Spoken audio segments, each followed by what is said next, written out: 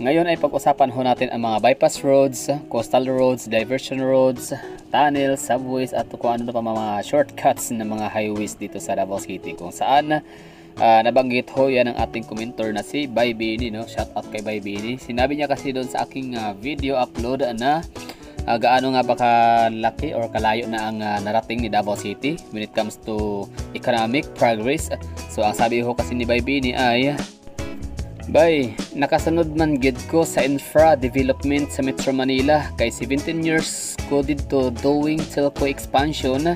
Sa Metro Cebu pod nakasunod pod ko kay bali 12 years telco expansion and maintenance.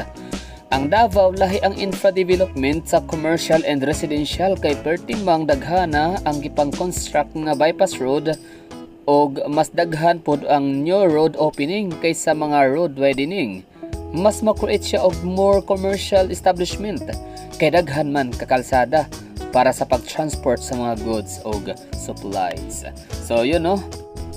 So yun na nga no, kapag pagpakinggan ho natin yung sinabi ni Baybini, napaka-exciting ho nun. Like ibig sabihin, totoo talaga yung hula.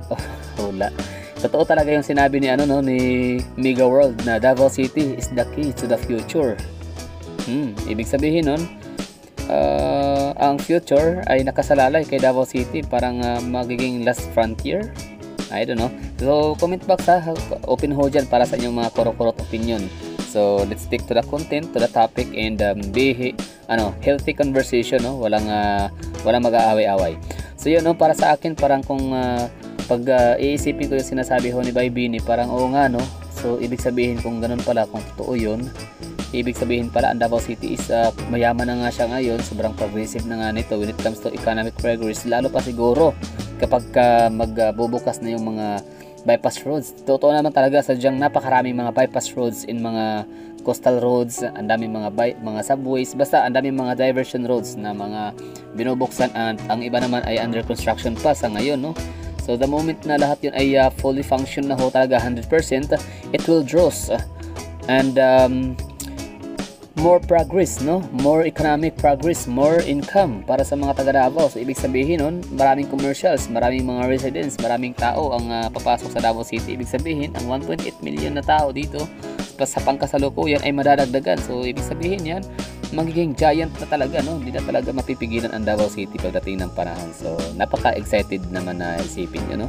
So ngayon, tinanho natin kung ano nga ba yung mga projects na sinasabi ni Baybini dito sa Davao City. So, yun lang. Bali, thank you for watching. Kayo na bahala sa inyong mga opinion. Basta, andyan po yung comment box po natin. Open ho yan.